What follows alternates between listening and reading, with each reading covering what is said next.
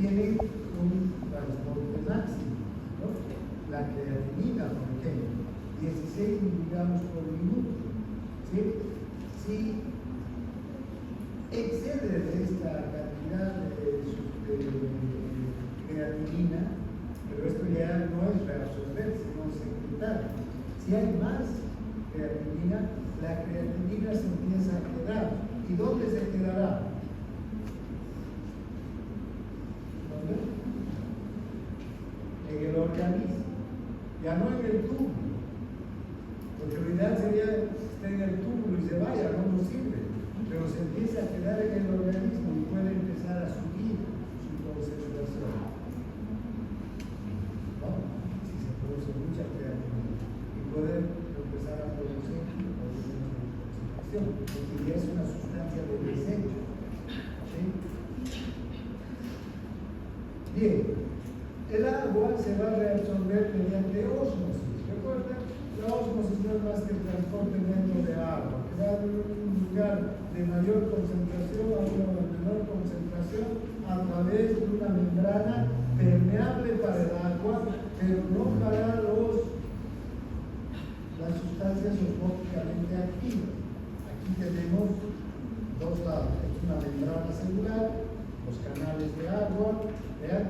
Si aquí tengo una cantidad de agua mayor que la concentración de moléculas de agua mayor que en este lado, y en este lado además tengo una concentración de sustancias osmóticamente activas, estos puntos verdes y amarillos que son sodio y cloro, ¿sí? Entonces el agua va a ir de donde hay mayor concentración de agua a una menor concentración, como nos muestra la flecha. El agua se va a movilizar a través de canales, de uniones estrechas, que es la forma en la que se va a reabsorber. Porque vean, ¿cuántos litros de agua tiene el filtrado glomerular? ¿Cuánto? 180 litros. ¿Y cuánto orinamos? ¿Los 180? Un litro y medio. Vean, el agua entonces 178 litros y medio de agua se absorbe en todo el mundo. Vean el trabajo que tiene el riñón, ¿no? De absorber esa cantidad de agua, de absorber esa cantidad que hemos visto de sodio, de potasio, de cloro. Bien. El cloro, la urea y otros sólidos se difunden con difusión pasiva. ¿Qué quiere decir esto? Que ya sea que hay una proteína transportadora o canales de sodio, canales de cloro, de urea para su reabsorción. Bien, rapidito veremos un recorrido por los estudios. Vean, si esta es la nefronante,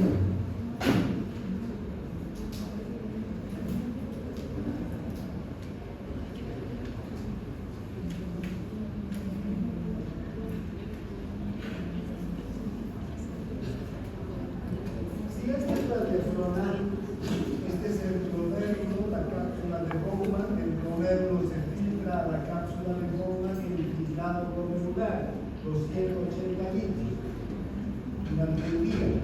Esos 180 circulan por la nefrona, ¿no? Primero está el túbulo contorneado proximal, después está el asa mequengue, después está el túbulo contorneado distal, los conductos colectores y finalmente esto ya va a ir a donde, a la vejiga y luego a la uretra y se elimina. Aquí vamos a tener la orina, pero aquí que tenemos el infiltrado glomerular, que es un líquido similar al plasma, ¿no? Entonces, a partir del túbulo contorneado proximal empiezan los procesos de reabsorción y de secreción. Piensen que este punto de aquí acá es el túbulo contorneado proximal. ¿Cuánto de agua se va a reabsorber en el túbulo contorneado proximal? El 65% del agua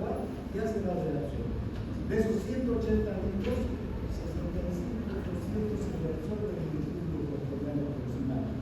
El 65% de cloro, el 65% de sodio, el 65% de potasio se reabsorbe en este sector del tubo.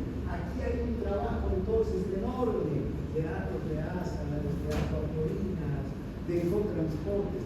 El 100% de la glucosa, el 100% de los aminoácidos se reabsorbe en este pequeño recorrido de la nefrona.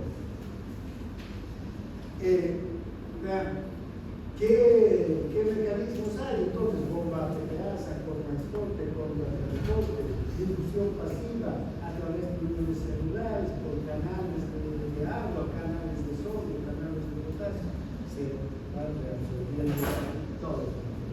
Pero además, todo esto se reabsorbe, pero también se secreta. ¿Qué se va a secretar aquí? Se va a eliminar hacia el túbulo para que luego se elimine con clorina, hidrógeno y ácidos orgánicos y bases orgánicas. Estas ácidos orgánicos y bases orgánicas son productos del desecho, que no nos sirven, van a formar parte de la orina, los estamos eliminando, ¿sí? Lactos, fosfatos, etc. Bien.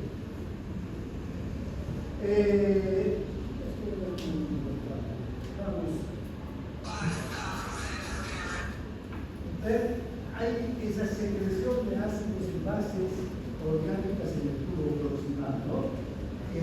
Estas también sales biliares, oxalatos, furatos, catecolaminas. Otra cosa que se secreta aquí, se elimina junto con estas sales orgánicas, son fármacos o productos del metabolismo de los fármacos. Los fármacos que nosotros consumimos, ¿ya no la farmacología? La farmacología, cuando nosotros consumimos un fármaco, ese fármaco es una molécula, ¿sí? Extraña a nuestro organismo. Nuestro organismo no la usa para nada, es una sustancia química. Pero esa molécula se puede unir a un receptor, se puede unir a una enzima, se puede unir a una estructura y produce una acción farmacológica. ¿Sí? Que puede ser una acción terapéutica o incluso una acción no deseada, ¿no? Una vez que produce la acción, esa molécula se libera y no tiene más uso y tiene que ser eliminada. Pero el organismo, para eliminarla, la transforma, la convierte en otra molécula fácil de eliminación. Aunque hay ciertos fármacos que no se transforman, tal como los consumimos, los eliminamos, pero se tienen que eliminar obligatoriamente. Estos fármacos que consumimos tienen dos vías, digamos, las dos principales vías de eliminación. Son los riñones, con este mecanismo, y también el hígado, a través de la vida. ¿Sí? Entonces, esos fármacos se van a secretar a este nivel. Y otras sustancias tóxicas, toxinas que ingerimos, ¿no? Que están a veces en medicamentos o están en productos de consumo diario o las respiramos cuando ingresan al interior del organismo. Tenemos sistemas metabólicos que las neutralizan, no dejan que nos hagan daño y hay que eliminarlas inmediatamente. ¿Cómo las eliminamos? Por el riñón. Mediante estos mecanismos que tenemos en el tubo pulmonar proximal. Luego llegamos a la asa de Henle, que es ahí está el otro color aquí, ¿no? La asa de Henle. Pero la asa de Henle viene desde aquí hasta aquí. Y entonces tenemos dos sectores de la asa de Henle. Uno que es el sector descendente y otro que es el sector ascendente, ¿sí? O el segmento también. En el segmento descendente no hay diferencias, ¿verdad? El segmento descendente es uniforme. En cambio, el segmento ascendente, hay dos segmentos ascendentes, uno que es delgadito y otro que es grueso. Entonces hay que distinguir los tres segmentos. Primero los dos primeros, descendente y ascendente. El descendente es uno, pero el ascendente hay el ascendente fino o delgado y el ascendente grueso. ¿Por qué hay necesidad de diferenciar? Porque en cada uno de estos sectores ocurren procesos diferentes. Hay células diferentes y que tienen medios de transporte diferentes también. No son lo mismo.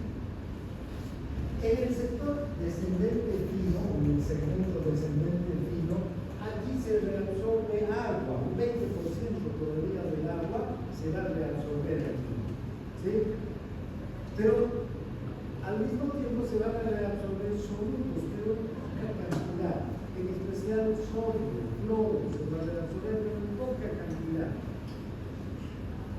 Vamos a llegar al ascendente fino o delgado, ¿verdad?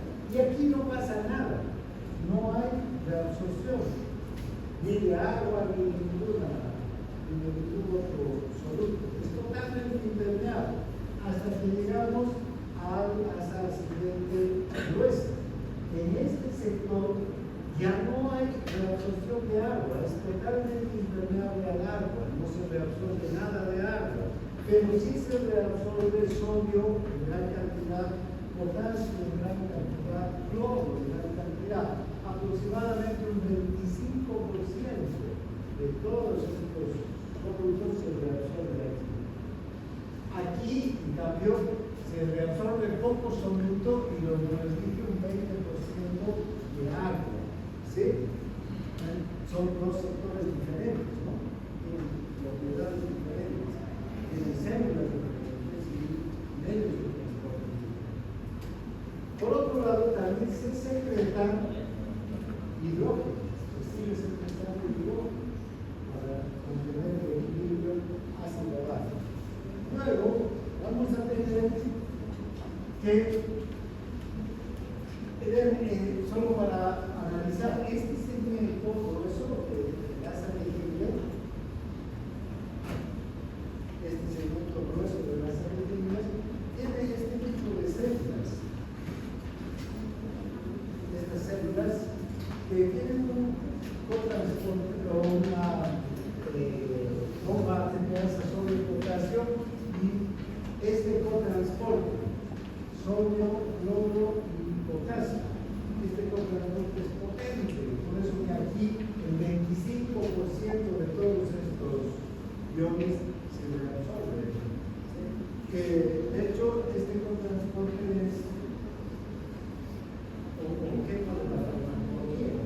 A este se lo bloquea y se produce lidesis, es decir, eliminación del agua y del líquido. Cuando queremos producir lidesis, hay un diurético que se llama la furosemida, que se utiliza mucho,